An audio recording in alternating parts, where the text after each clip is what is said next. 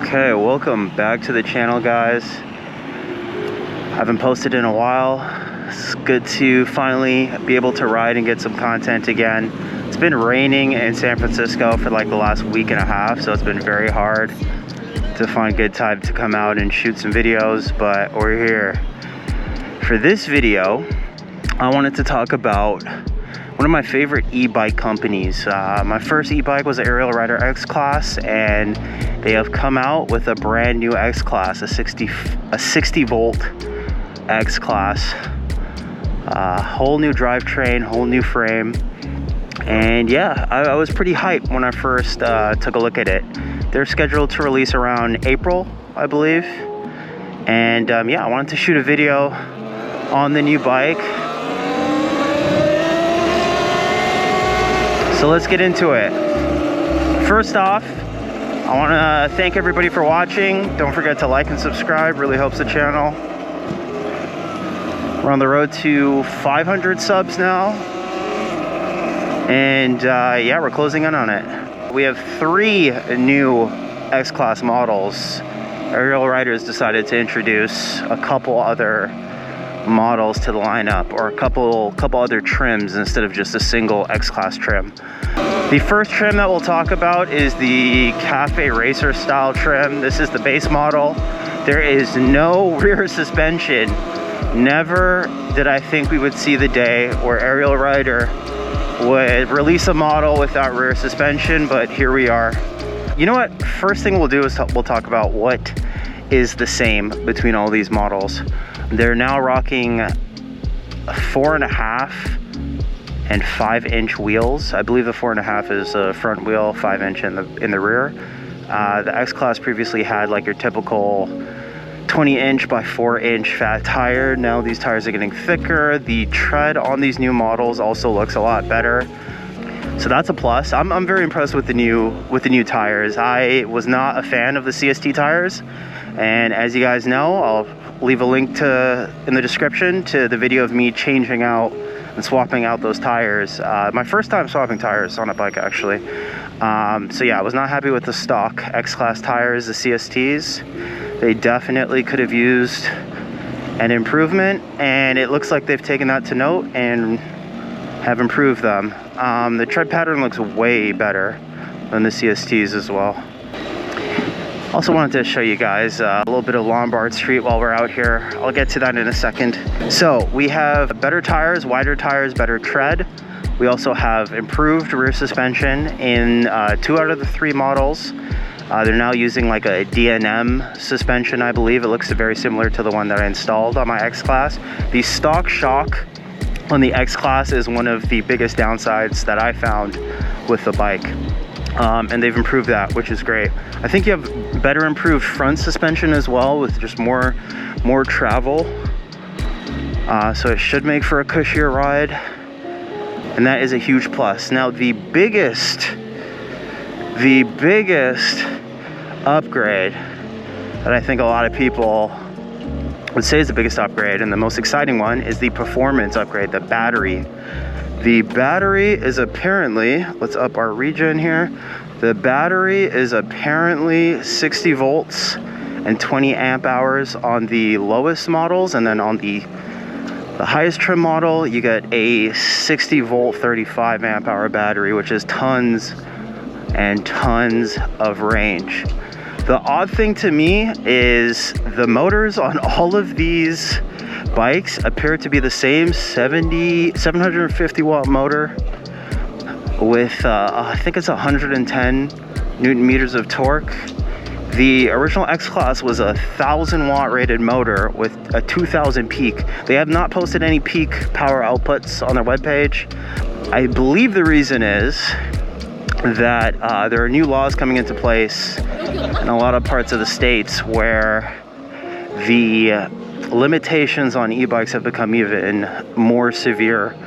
I know a lot of content creators have talked about these in the past, but things have gotten even worse, I will say. I'm very skeptical that it's an actual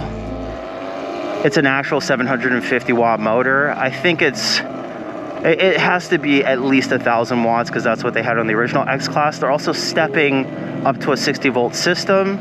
So I'm assuming they would want to take advantage of that increased power and increase the amps on the controller output and also a bigger motor, right? Wouldn't make sense otherwise. You know, why would you release a 60 volt system on a crappier motor? You know, maybe it's more efficient or something. I think there's definitely something I'm missing here. Yeah, that's great. The 60 volt upgrade, I'm super happy about. The motor output, not the biggest fan of. And to be honest, we'll get into a little bit of why I'm not a huge fan of them releasing 3 trims. Like, we'll get into the levels first. So first we have Cafe Racer, we have an off-road version, and then we have like a pro version. I'll leave all 3 models in the video so that you guys can see them for yourselves. I'll also leave all the specs out. Biggest differences, your Cafe Racer style base model, no suspension, okay? Get that out of the way. The other big difference, the top trim, you get an extra 15 amp hour battery, giving you a total output of 35 amp hours, which is great range. I'm happy about that. And also a better headlight on the top model trim. Now, the prices, the Cafe Racer comes in at $1,700, great price. That's what the original X-Class came in at.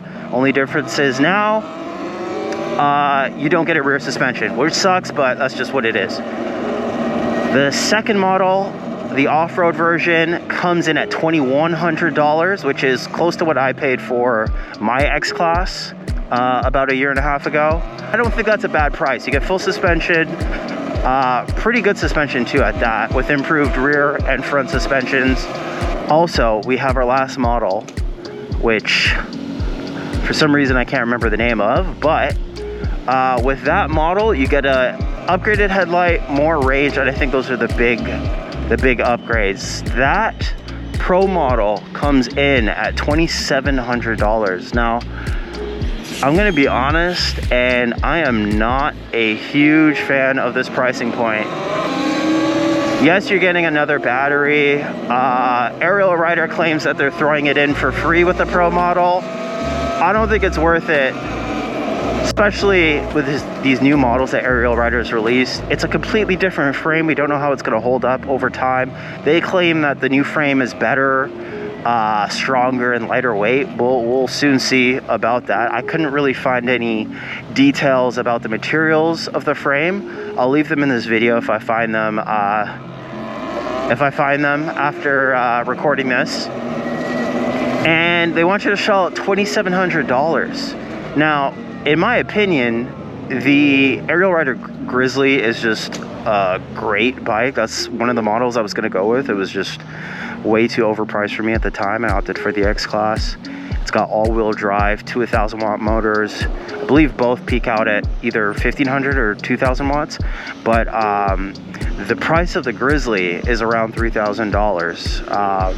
I don't know if $2,700 is worth it for this premium trim X-Class, you know? It's just, there's so many other options. I haven't talked a lot about these classes of bikes since I got my MX-5, but this release really intrigued me. You have the Power Goat, or the Billy Goat rather. There's a whole bunch of different trims that this new e-bike company has come out with. One of which being the Billy Goat V3, I believe it is, and then you have a Power Goat as well. And they've continued to like improve on each iteration of their models, like every year at least. They're also running a 60 volt setup, super clean frame build. I'm a huge fan of it. I'm a huge fan of some of them. I think it's like 1 or 2 of them I'm a big fan of. I'll post a picture of the one that I'm not a huge fan of when it comes to the frame design. But people are very happy with those bikes, and understandably so. Like, it seems like the build quality is up to notch, and the power is there. I'm very curious to see what the top speed outputs are for this new X-Class model, because they haven't released any of that information. I'm assuming they're going to give out some pre-production models to reviewers so that they can review. But, you know, it's been like I think it's been like 3 or 4 years since Ariel Rider has like released an upgraded X-Class, and to be honest, I was excited at first. I do like the 60 volt change, but everything else has been a little bit concerning in my opinion. I need more specs. Another big plus that I want to give Ariel Rider credit for is they have finally a brand new display. It's a color display. It's huge. It gives you a whole bunch of information about the modes you're in, your speed, your battery percentage, and that is a huge, well-needed upgrade. Ariel Rider, about a year ago, ended up releasing aftermarket displays, which people had already figured out how to hook up themselves. They decided to sell those models on their website, obviously at a much higher price than what you can get in the aftermarket. But they've decided to post those displays on their site, which is great. But this new display looks even cleaner. It reminds me a little bit of, it almost reminds me of like a high-end scooter display. It's like I want to say it's trapezoidal and it's very large, and I think it's probably something you would see on a high-end scooter. So there's that. Other than the display, the suspension upgrades on the 2 more expensive models, the 60 volt upgrade, honestly there's not much else that I'm a fan of until I see more information and more reviews from a lot of these professional reviewers.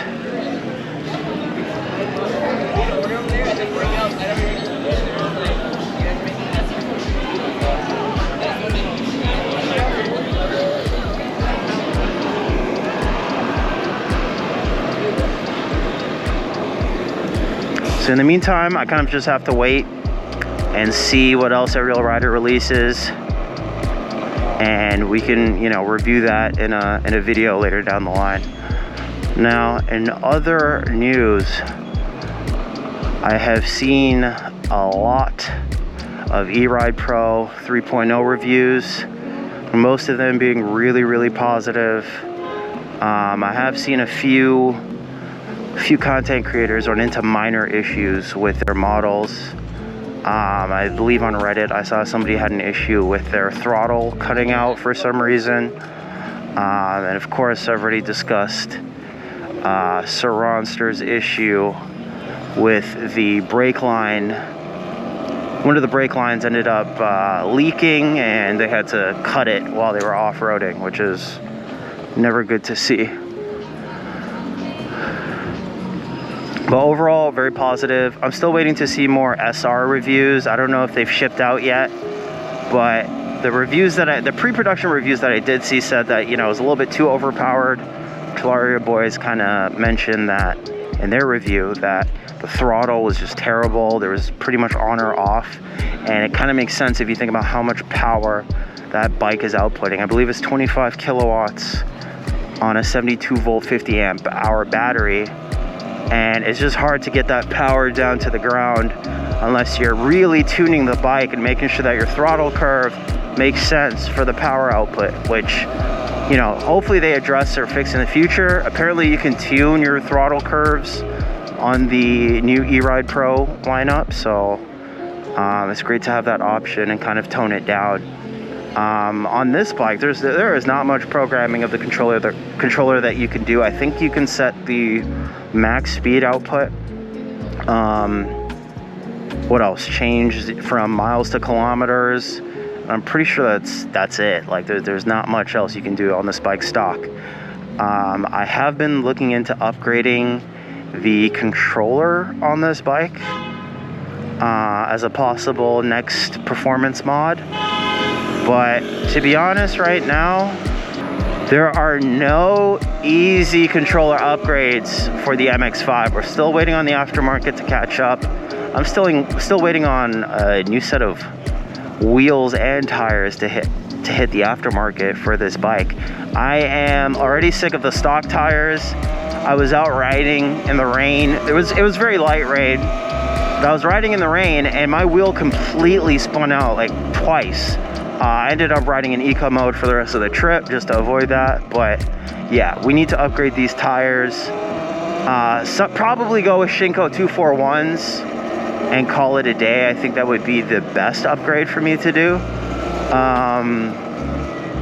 But yeah, we're going to be looking into that. Back to the performance upgrades. A lot of people are getting the EBMX 9000, but to get higher power output than your stock controller, you end up having to upgrade the battery as well. Upgrading to like an 80 plus volt system paired with an X9000 will give you better performance. It's a lot of money to put down after spending $5,000 on a bike just to get a few more kilowatts of output. But hey, that's just the situation we're in. I'm sure in the near future, one of these companies, whether EBMX or some other companies, are going to release or even Torque. Torque is a very popular aftermarket controller manufacturer. One of them is going to release a controller upgrade that will give you better top speed, better acceleration with the stock battery. 72 volts, 40 amp hours that's a lot of capacity. And if you really don't care about the range, then yeah, you should be able to get a controller to just output or pull more current from the battery and get you those performance upgrades that you're looking for. Yeah, that's all for today's video, guys. I just wanted to shoot something quickly, get back on the content grind. Stay tuned. We have a lot of cool content coming up. Still have to post a video showing off this big headlight. And yeah, thanks for watching. Like and subscribe. I'll see you guys in the next one. Peace.